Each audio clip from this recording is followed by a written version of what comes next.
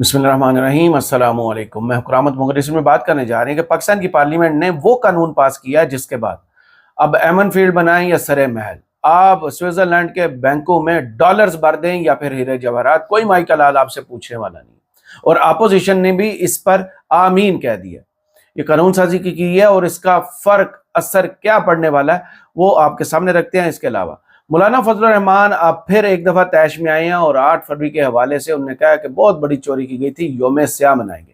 تحریک تفویض عین پاکستان نے پہلے کال دی گئی ہے، اگر مولانا فضل الرحمان جو ایک اپوزیشن الائنس بننے والا تھا اس میں تو شریک نہیں ہوئے تھے، اگر اس معاملے میں تحریک تفویض عین پاکستان تحریک انصاف کے ساتھ شولڈر ٹو شولڈر کھڑے ہوتے تو پھر یہ بہت بڑی تحریک کا آغاز ہوگا، کیونکہ یوم سیاہ پہیا جام ہڑتال اگر مل کر منایا جاتا ہے تو حکومت پر پریشر تو بڑھے گا۔ اس کے علاوہ جناب امن بورڈ، جس کا نام ہمیں حکومت جو ہے بتا رہی ہے کہ غزہ میں پیس فورس جو ہے اس کا یہ حصہ بنیں گے، وہاں پر جا کر بحالی کا کام کریں گے، لیکن ڈونلڈ ٹرمپ کہہ رہا ہے کہ وہاں پر جا کر حماس اور حزب اللہ کو ڈسارم کرنے میں یہ 59 ممالک جن میں پاکستان شامل ہے وہ کار خیر میں حصہ ڈالیں گے۔ ہمیں فضائل کچھ بتائے جا رہے ہیں اور اصل میں کاروائی کچھ ڈالی جا رہی ہے۔ اس پر پاکستان تحریک انصاف نے جو رد عمل دیا ہے، جماعت اسلامی نے اور مولانا فضل الرحمان نے، یہ کھل کر سامنے آ گئے ہیں کہ ہمیں اعتماد میں لیا جائے۔ حکومت کی طرف سے ایک لاجک پیش کی گئی ہے کہ بھائی یہ جو امارات ہیں، یہ دوسرے ممالک ہیں، انہوں نے بھی تو پارلیمنٹ میں یہ چیز نہیں لائے، تو لوگوں نے ان کو جو آئینہ دکھایا وہ آپ کے سامنے رکھتے ہیں۔ لیکن شروع کر لیتے ہیں۔ ایک قانون سازی کی گئی ہے جناب، جس کا نام ہے الیکشن ایکٹ 2026 ترمیمی بل، وہ پاس ہو گیا اور اس کے تحت ارکان پارلیمنٹ کے اثاثوں کی تفصیلات خفیہ رکھی جائیں گی، جس پر حکومت اور اپوزیشن جو ہے دونوں نے ہاتھ ملا لیا اور بل منظور کر لیا۔ آپ کو یاد ہوگا کہ نواز شریف کے خلاف جو حربہ استعمال کیا گیا، جو قانون کا نقطہ استعمال کیا، نواز شریف اس قانون کے نقطے کو کتابوں سے اب ختم کرنے پر تلے ہوئے۔ تاحیات نااہلی، level playing field, Imran Khan jail میں، جناب پورا الیکشن چوری ہو گیا، اور اس کے بعد نواز شریف صاحب کی ضمانت بھی ہو جاتی ہے، بائیو میٹرک سسٹم بھی آ جاتا ہے، نیب بھی ہاتھ کھڑے کر دیتے ہیں اور قاضی فائز عیسیٰ صاحب سر فرشی سلام کرتے ہیں۔ اب نواز شریف صاحب کو کیسے نکالا گیا تھا؟ اصل معاملہ سائڈ پر رکھ کر کہ پاناما جو کیس آیا تھا اس میں کہ یہ پراپرٹیز کیسے آپ نے لندن میں یہ فلیٹس کیسے بنائے، یہ منی لانڈرنگ ہوئی، آپ نے حق حلال کی کمائی وہاں محنت مزدوری کر کے لندن میں یہ فلیٹ بنائے، اس کا جواب نہیں آیا تھا۔ ان کو بچا لیا گیا تھا ایک چھوٹے سی پرچی پر، حالانکہ نااہل تو کیا گیا تھا لیکن بچا لیا گیا تھا کہ یہ جو بیٹے سے تنخواہ نہیں لیتا، جو کہ ایک سیاسی بیانیہ بن کر پاکستان مسلم لیگ نون کو ملا۔ عدالتوں نے اپنے فیصلے کیے، ان عدالتوں کے فیصلے کو بھی ریورس کیا گیا کیونکہ 26ویں ترمیم لائی گئی، اس سے پہلے قاضی فائز عیسیٰ جیسا جج لایا گیا، اور اس جج نے جو کچھ اس ملک کے ساتھ کیا وہ بھی سب کے سامنے۔ اگر وہ شخص یہ سب کچھ نہ کرتا تو حالات ایسے نہ ہوتے، پاکستان ان حالات کا شکار نہ ہوا ہوتا۔ اس کا پہلا قصوروار خفیہ ہاتھ اور دوسرا قصوروار قاضی فائز عیسیٰ، تیسرے وہ سیاسی جماعتیں جنہوں نے آئین اور قانون کی دجیاں اڑا دی، جمہوریت کو بدلے کے طور پر استعمال کیا کیونکہ لوگوں نے ووٹ نہیں دیا تھا۔ اس میں پیپلز پارٹی ہو یا مسلم لیگ نے، ان دونوں برابر کی شریک ہیں، اور جس کا مینڈیٹ چھینا گیا اس کو جیل میں ڈالا گیا۔ آج اس کو جیل میں بند کرنے کے لیے ہر باز آزمایا جا رہا ہے، چاہے اسٹیبلشمنٹ ہو یا حکومت میں بیٹھی ہوئی جماعتیں یا وہ جو حکومت کو سپورٹ تو کرتی ہیں لیکن ایوان صدر کی مکین۔ سب یہ چاہتے ہیں کہ کسی بھی طریقے سے عمران خان باہر نہ آئے تاکہ ان کی یہ حکومتیں چلتی رہیں۔ اس شخص کا مینڈیٹ چھیننے کی دوسری برسی 8 فروری آ رہی۔ 8 فروری کو تحریک تفویض عین پاکستان نے بند مطلب بند اس عنوان سے پہیا جام ہڑتال کا اعلان کیا، جس کے لیے سہیل آفریدی صاحب اسٹریٹ موومنٹ میں مصروف ہیں۔ وہ کبھی سندھ جاتے ہیں، کبھی پنجاب جاتے ہیں، کبھی خیبر پختونخوا میں آتے ہیں، کبھی اسلام آباد آتے ہیں، ہر جگہ وہ متحرک آپ کو نظر آتے ہیں۔ آج کل ان کی زیادہ توجہ کیونکہ تیرا پر ہے، وہاں پر جو حالات ہیں وہ 2-3 ویژولز ہیں جو انتہائی تکلیف دہ۔ ایک حادثہ بھی ہوا ہے جس میں 2 بچے جو ہیں وہ جاں بحق ہوئے ہیں۔ ایک بچی کا ویژول ہے جو آپ کو بالکل بھی چین سے بیٹھنے نہیں دیتا، جو رات کے اندھیرے میں سردی میں ایک گاڑی کے پیچھے کہیں ایندھن جو لکڑیوں کا ایندھن ہوتا ہے اس پر بیٹھی ہوئی، سرخ دوپٹہ اڑا رہا ہے اور آنکھوں میں اداسی۔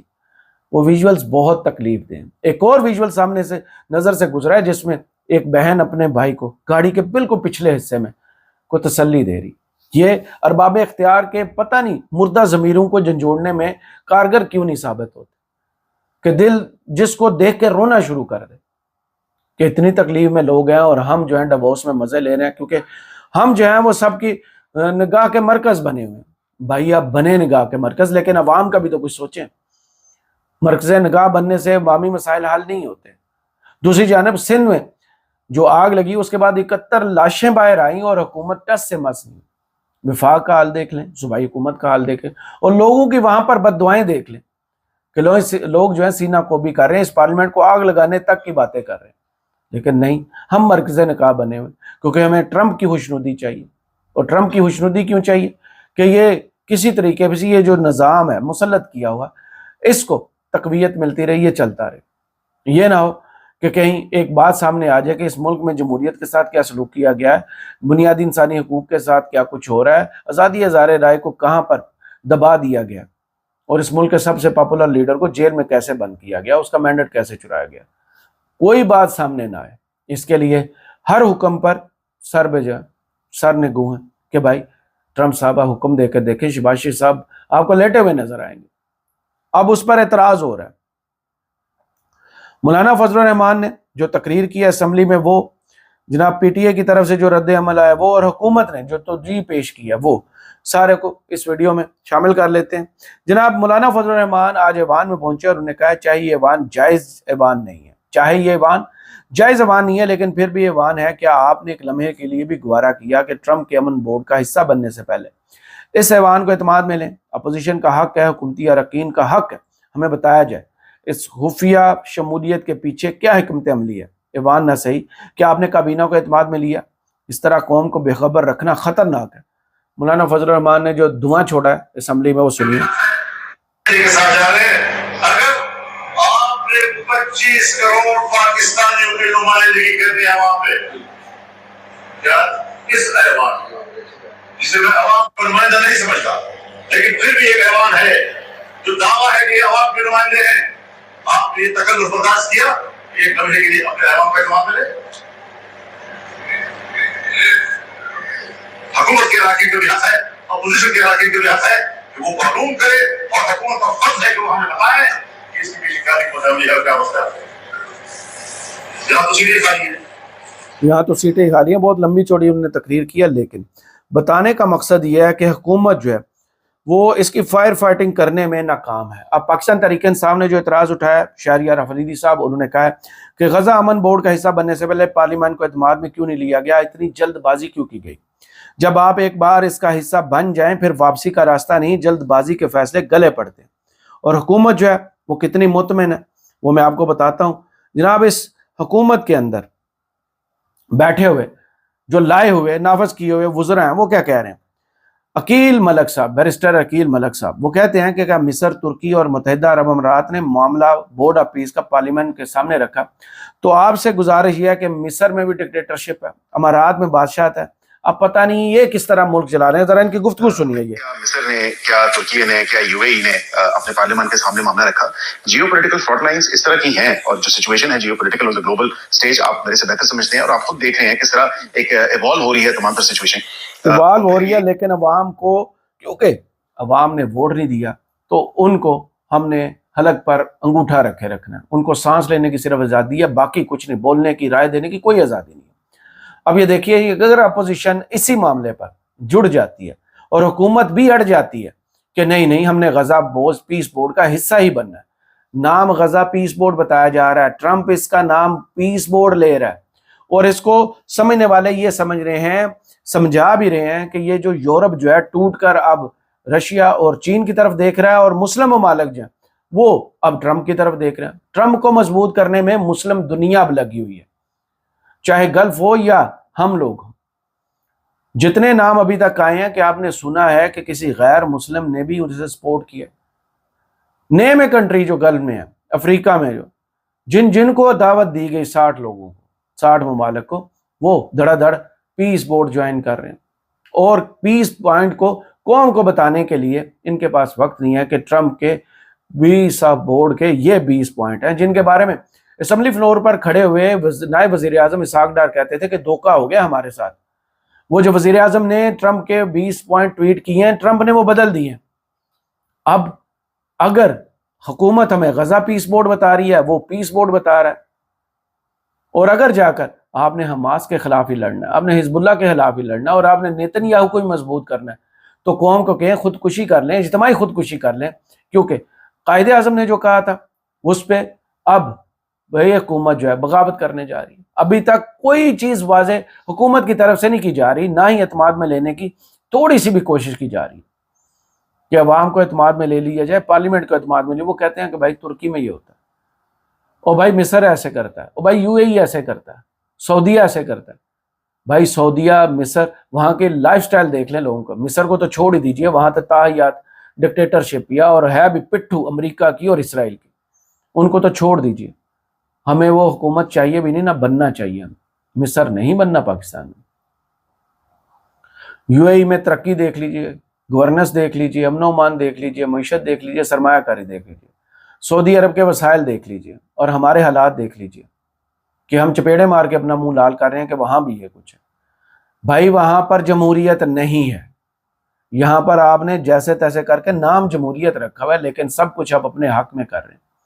اب دیکھتے ہیں اس پر ماضی میں جو کہا جاتا تھا خواجہ آصف صاحب کی طرف سے، وہ آپ کو سنواتا ہوں، اور پھر نجم سیٹھی صاحب نے جو اس پوری صورتحال کا تجزیہ کیا تھا کہ آگے کنواں پیچھے کھائیے، ہم ٹرمپ کو نہ نہیں کر سکتے۔ وہ کیا کہا تھا، پہلے سنیے جو ماضی میں یہی شیر دل جوان خواجہ آصف صاحب اس حکومت کا وزیر دفاع کیا کہتے تھے عمران خان کے دور میں، اور اب جب حکومت لیٹ گئی ہے تو پھر ان کا کیا۔ یہ خواجہ آصف صاحب، شہباز شریف صاحب، ان کے کچھ سوالز ہیں، وہ سنیے ماضی میں ان سب کا سٹانس کیا تھا اس حوالے سے۔ یہ سارے وینٹیلیٹر جو ہے نا، یہ لگے ہوئے ہیں امریکہ کی مرضی سے لگے ہوئے ہیں۔ امریکہ چاہے تو یہ سارے کے سارے جو ہمیں جو اس وقت ٹرپس لگی ہوئی ہیں، جو وینٹیلیٹر لگے ہیں، سارے کے سارے آف ہو جاتے ہیں۔ اچھا آصف صاحب نے کہا ہم تو امریکہ کے بغیر رہ ہی نہیں سکتے، وہ تو وینٹیلیٹر ہمارا ہم گھٹنوں پہ آ جائیں گے اگر امریکہ نے کوئی قدم اٹھا لیا۔ اس میں میوزک لگا ہوا ہے اور کاپی رائٹس آ جاتے ہیں، جس کی وجہ سے میں آپ کو نہیں سنوا پاتا۔ آپ کو یاد ہوگا ماضی میں وینٹیلیٹر کا بیان کس نے دیا تھا، اور امریکہ کے حوالے سے کیا کچھ جو محترم المقام شہباز شریف صاحب کا پوائنٹ آف ویو تھا، وہ بھی سب کو پتہ ہے۔ اب فیصلہ کر لیا گیا پیس کمیٹی میں شمولیت کا، لیکن اس ہاں میں اور عوامی رد عمل اگر بہت زیادہ شدت سے آتا ہے تو نہ کرے گا، نہ کرتی ہے حکومت، تو پھر ہوگا کیا۔ یہ تجزیہ نجم سیٹھی صاحب کا، یہ ذرا سنیں۔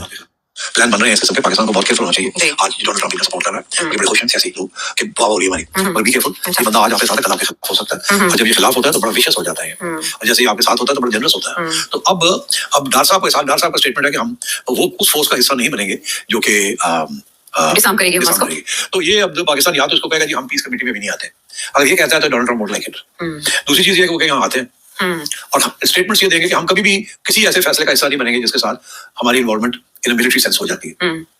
تو اس میں پھر یہ بڑا بیلنسنگ ایکٹ ہوگا نا۔ اب پہلے تو گئے اندر 1 بلین بھی نہیں دیا، 3 سال کے لیے گئے آپ، ممبرشپ آپ نے لے لی، وہاں آپ نہ کرتے جائیں گے، جب مگر جب فیصلہ ہو جائے گا تو پھر آپ کیا کریں گے؟ بس فیصلہ تو ڈونلڈ ٹرمپ نے میجورٹی کے ساتھ کر لینا، اور نہ بھی ہو تو ویٹو کر دے گا اگر آپ کا، تو آپ میں نہ کی کوئی اہمیت نہیں ہوگی۔ ایک دفعہ آپ نہ کریں گے، دوسرا نہ کریں، Donald Trump will agree again. But یہ کیا ہو رہا ہے؟ بٹ جیسے آئی ایس ایف سے جناب یہ کیا ہو رہا ہے، یہ ہم بتاتے ہیں کہ ڈونلڈ ٹرمپ جو ہے وہ دعویٰ کیا کر رہا ہے، وہ آپ کو بار بار یاد دلانا بہت ضروری ہے، جس کے اندر وہ دعویٰ کر رہا ہے کہ یہ جو پیس بورڈ ہے وہ کام کیا کرے گا، سنیے۔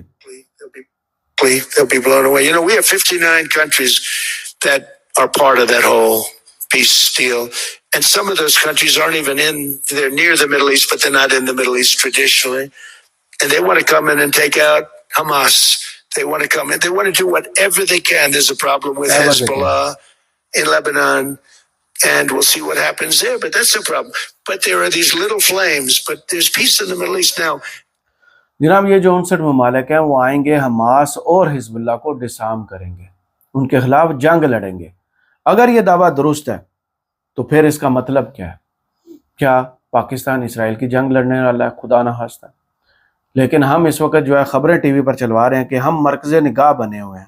یورپ ٹوٹ کر اب کھلی بغاوت کر رہا ہے نیٹو کو ختم کرنے کے لیے، ٹرمپ کے خلاف اسے جناب ڈائنوسارس کہا جا رہا ہے، کیا کچھ نہیں اس کو کہا جا رہا ہے، گالیاں دی جا رہی ہیں پارلیمنٹ کے اندر ڈونلڈ ٹرمپ کو، لیکن ہم خوشنودی کے لیے اس وقت مرے جا رہے ہیں کہ کسی بھی طرح سے آقا جو ہیں یہ ڈونلڈ ٹرمپ صاحب وہ ہم سے ناراض نہ ہو، ہمارے جس طرح یہ معاملات چل رہے ہیں، جس طرح یہ غاصب حکومت چل رہی ہے اسی طرح چلتی رہے، کیونکہ یہ کہا جا رہا ہے کہ امن بورڈ میں فلسطینی شامل ہی مگر نیتن یاہو شامل ہے۔ پاکستان کو حماس اور فلسطینیوں کے موقف کو دیکھنا چاہیے۔ پاکستان کو حماس کو غیر مسلح کرنے کی کسی مہم کا حصہ نہیں بننا چاہیے۔ امریکہ، عراق، افغانستان، لیبیا امن کے نام پر آیا اور انہیں کھنڈرات بنا دیا اور اب فلسطین کو کھنڈر بنا چکا ہے۔ اب دیکھتے ہیں، حکومت کا تو امتحان کڑا شروع ہے، لیکن جب ان کے ساتھ سائیں کھڑے ہیں تو ان کو کس کاہے کا ڈر؟ ان کے ساتھ بھائی اس وقت بھی ڈبوس میں جو تصویریں سامنے آ رہی ہیں، فلاں سے ملاقات ہو رہی ہے، مارکو روبیو نے مل لیا، فلاں نے مل لیا، اپنے لیے استعمال کرنے کے لیے، اور دنیا اسلام کی پہلی اور واحد ایٹمی طاقت اگر اس کا جھکاؤ خدا نہ خواستہ اسرائیل کی طرف ہو جاتا ہے تو پھر فلسطین کو آپ بھول جائیے۔ اللہ رحم کرے ہم پر، فلسطینیوں پر اور اس ملک پر۔ اب پتہ نہیں اور کتنے مسائل، کتنی مصیبتیں اس قوم نے دیکھنی ہیں، کیونکہ ملک پر مسلط کیے لوگ جو ہیں ان میں اتنی بھی غیرت نہیں ہے کہ وہ قوم کو ہاں کرنے سے پہلے اعتماد میں لیتے، پارلیمنٹ کو اعتماد میں لیتے کہ ہم یہ کرنے جا رہے ہیں، لیکن پارلیمنٹ میں جیسے مولانا فضل الرحمان نے کہا کہ جعلی ہے، ربر سٹیمپ ہے، عدلیہ پہلے ہی جھک چکی ہے، عوام ہی واحد آسرا ہیں۔ دیکھتے ہیں کہ 8 فروری کے لیے یہ جو ایندھن فراہم کیا گیا ہے، پہلے تو دھاندلی اور مینڈیٹ کی واپسی، الیکشن کیسے ہوئے اس پر بات ہو رہی تھی، اب ساتھ غزہ کے مظلوم کی آہیں بھی شامل ہوں گی، تو یہ تحریک کتنا زور پکڑتی ہے یہ تو آنے والے دن بتائیں گے۔ اور پاکستان میں بیٹھے ہوئے سیاستدان جو عوام کو متحرک کرنے کے لیے سڑکوں پر آتے ہیں یا بند کمروں میں جاتے ہیں، یہ بھی آنے والا وقت ہی بتائے گا۔ کرامت مغل کو اس ویڈیو سے اجازت دیجیے، اپنی دعاؤں میں یاد رکھیے گا اور کمنٹس باکس میں ضرور بتائیے کہ یہ ویڈیو آپ کو کیسی لگی۔ اللہ حافظ۔